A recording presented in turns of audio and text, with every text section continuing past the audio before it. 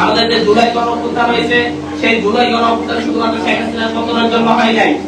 90-এর গণঅভ্যুত্থান এরশাদের পতনের জন্য হয়েছে। 96-এর লড়াইকে সুষ্ঠু নির্বাচনের জন্য হয়েছে, খালেদা জিয়ার পতনের জন্য হয়েছে। ৭-৮ সালের যে লড়াই, সেই লড়াইটা হয়েছে সেনা শাসনের পতনের জন্য, একটা সুন্দর নির্বাচনের জন্য। কিন্তু 2024-এর লড়াইয়ে কেউই একজন এই লড়াইয়ে অংশগ্রহণ করে কেউই বলে নাই যে আমরা একটা নির্বাচন চাই এবং নির্বাচনের মধ্য দিয়ে একটা সরকার চাই, শেখ হাসিনার পতন চাই, নতুন সরকার চাই, এর জন্য আমরা লড়াই করতেছি। এটা কেউ বলছে? কেউই বলে নাই। প্রত্যেকটা দেয়ালে, প্রত্যেকটা রাস্তায়, প্রত্যেকটা প্ল্যাকার্ডে ছিল আমরা সংস্কার চাই, পরিবর্তন চাই, নতুন আকাঙ্ক্ষা চাই, নতুন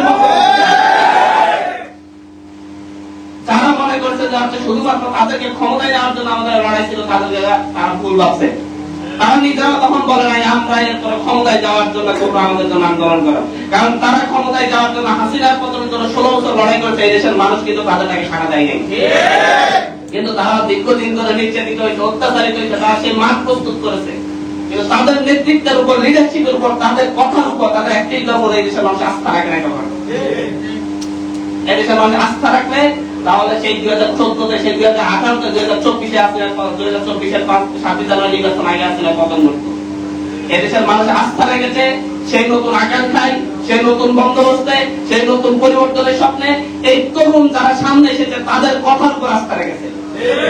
নির্বাচনের পরে মিষ্টি মিষ্টি কথা বলা হয়েছে যে আমরা সকল পরিবর্তন চাই।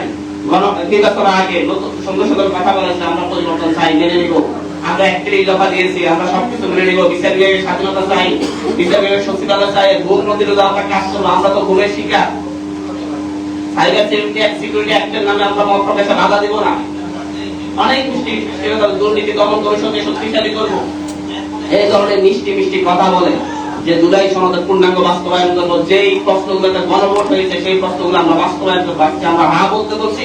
যদি আমরা আজকে আপনাদেরকে হ্যাঁ বলতে বলে গণভোটের পক্ষে ভোট দিতে গিয়ে যদি পরে যদি আমি অস্বীকার করি, তাইলে আপনারা আমাকে ড্রাইভার মনে করবেন না, পরবর্তীতে আবার আসতে হবে না। এইভাবে মিষ্টি মিষ্টি কথা বলা হয়েছে, এভাবে বলা হয়েছে না?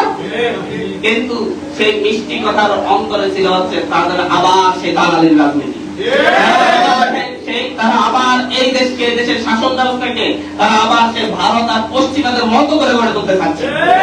তারা এই দেশের মানুষের আকাঙ্ক্ষা অনুযায়ী, এদেশের মানুষের স্বপ্ন অনুযায়ী, যারা এদেশের মানুষ যে পরিবর্তনের পক্ষে ভোট দিয়েছে সেটাকে বিদ্যাঙ্গুলি দেখাচ্ছে।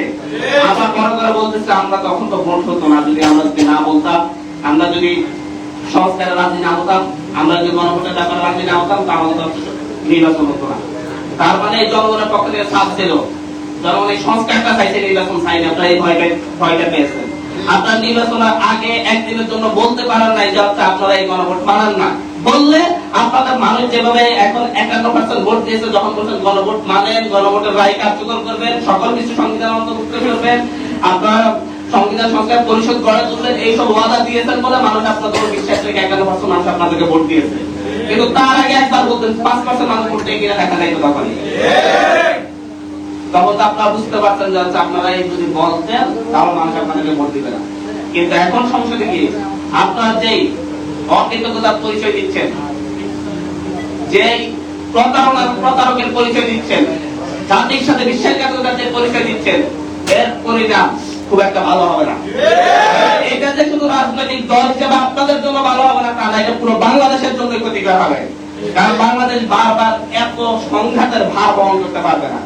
তাই আমরা সরকারকে আহ্বান জানাই, আপনাদের শুভবুদ্ধির উদয় হোক, আপনার মানুষের ম্যান্ডেটকে, মানুষ যে এই ব্যাপারে ম্যান্ডেট দিয়েছে সেটাকে সম্মান দেন এবং শ্রদ্ধা রেখে আপনারা অবিলম্বে গণভোটের রায়কে কার্যকর করেন।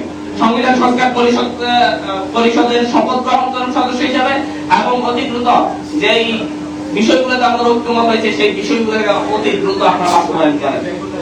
আজকে যারা যোগ দিচ্ছে, আমরা বলছি জাতীয় নাগরিক পার্টি ইনশাআল্লাহ বাংলাদেশের সর্ববৃহৎ রাজনৈতিক দলে পরিণত হবে। অনেকে অনেক কথা বলবে, শুরু তো করেছি আমরা কয়েকজন মিলে, কিন্তু সেটা এখন হাজার জন লাখ জনে পরিণত হয়েছে, ইনশাআল্লাহ কোটিতেও পরিণত হবে ইনশাআল্লাহ। সুতরাং শূন্য থেকে শুরু করে এতটুকু এসেছি, যদি হাসাহাসি করেন বা অনেক কিছু করেন বাইরে থেকে, মনে হয় যে হচ্ছে কিছুই হবে না। মনে রাখেন 1 বছর আগে আমাদের শূন্য অবস্থা, 1.5 বছর আগে, 2 বছর আগে আমরা কি অবস্থা থেকে সংগঠন শুরু করেছি, এখন কোন অবস্থায় আছে। ইনশাআল্লাহ আগামী বছর আরো ভালো পাবেন, এরপর বছর আরো ভালো অবস্থায় দেখবেন। এবং এনসিপি এই দেশের মানুষের আশা আকাঙ্ক্ষার প্রতীক হয়ে আগামীতে সকল ন্যায় ভিত্তিক আন্দোলন সংগ্রাম এবং সরকার পরিচালনা করবে ইনশাআল্লাহ। ধন্যবাদ সকলকে।